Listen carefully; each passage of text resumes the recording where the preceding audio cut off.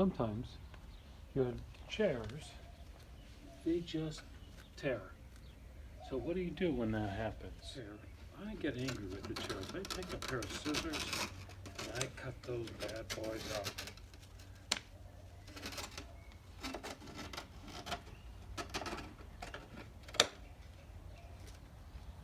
Hey, you can see right here, listen to this.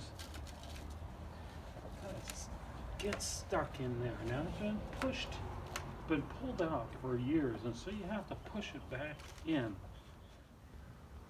On the top of the chairs, keeping the thing in, are these little caps. So what I do is I get a regular standard screwdriver and I just beat it. You can kind of see that it's coming out here. Now, you know those little plastic parts on your car? I bought a whole bunch of those, and this came with it. So this is kind of nice. Now this is about 20 bucks. Got it on Amazon. And all you do is just, there you can see the cap comes right off.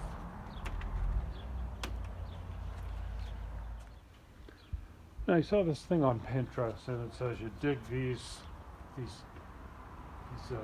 ends out, and you pull it out, and then supposedly it'll be easier.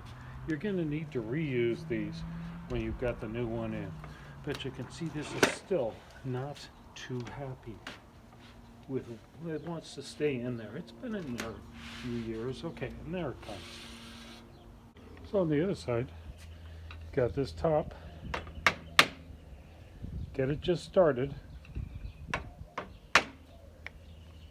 And you take the tool that removes the plastic parts from your car.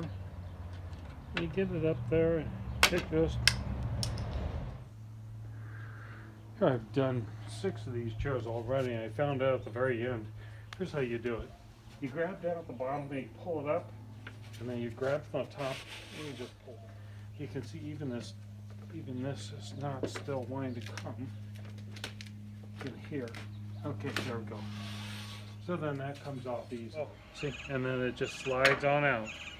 So I pulled it from the end. And this was how I was doing it yesterday. Then I'll still have to get this inside this little piece out, this little tube in here. What I usually do is I usually just cut this and then pull it out. So what I mean by cut it, you just take your pair of scissors. These are the type that cut through a penny. I won't mention they're Cutco scissors, but see, once you expose this, then you just pull it out of there.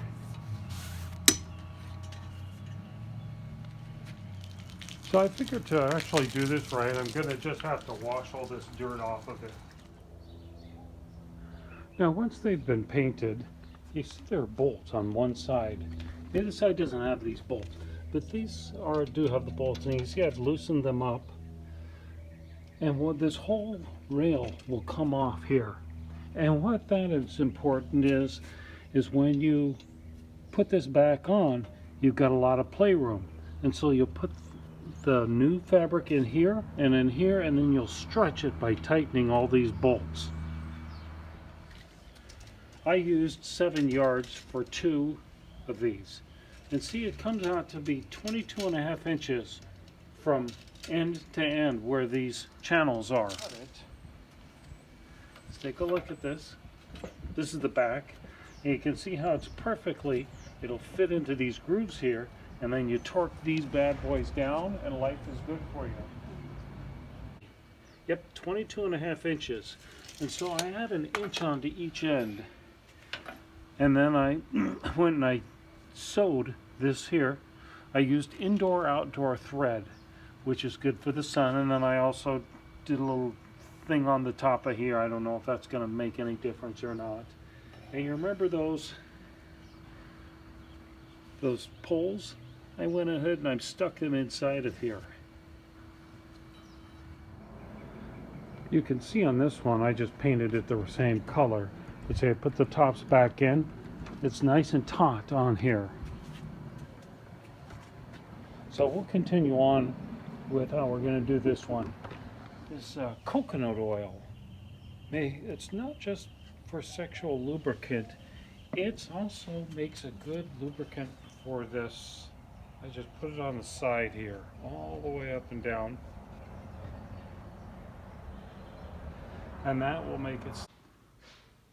Now when it comes to sewing, the top is going to have this fringed edge. So what you do is you sneak in and you borrow your wife's sewing machine while she's out at a spa day, and you put a heavy-duty needle in. You can buy those at Joann's. And then I'm just going to make a stitch right along here. So here you can see it does cut off right about here, so this will slide in. You can see I had stitched that up as well. I just use the straight stitch. I don't use the zigzag stitch. Now the best way to do this would be actually to take all these bolts out and bring this out. But I'm a man, and so I'm going to do it a little bit differently, do it a little more difficult way. You take that lubricant, the coconut oil, and I'm just going to grease up the top of this here. Just make sure it gets in there without any problems. Okay, so it's easy to get the one side in. Now I'm going to put the other side in, and then I'm going to feed this thing through. Now you can see this is not, where is it? Hold on, I'm looking. Oh, there it is. I'm going to feed this thing through. Now you see it's not conducive to be coming through, so I'm going to take a file. I'm going to round off this edge so it doesn't catch on anything. Okay, I see what the problem was. It's best to learn from my mistakes rather than make your own.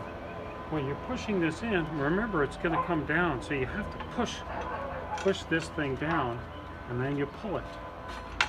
And what I was doing is I wasn't pushing this side down. So when you push the side down, because remember it's got to go over this curve here. Okay.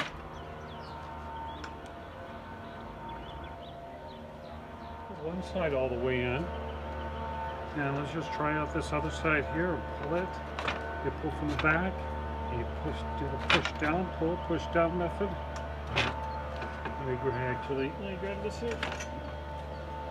I have to pull it from the other end, okay. And it looks like it's good. Okay. So the next step, you're going to take these bolts, and you're going to bolt them into these. But let's try this center bolt down here. And you're just gonna, I don't know if you guys can see that one there. So I've got all the bolts just started. What I need to do is I need to go to the back, and I need to start those bolts now. So along the back, you get those bolts started too. I went ahead and I put that one in because that one was a booger to get in. So the finished product, you can see it. See, it's good. And here's the other chair.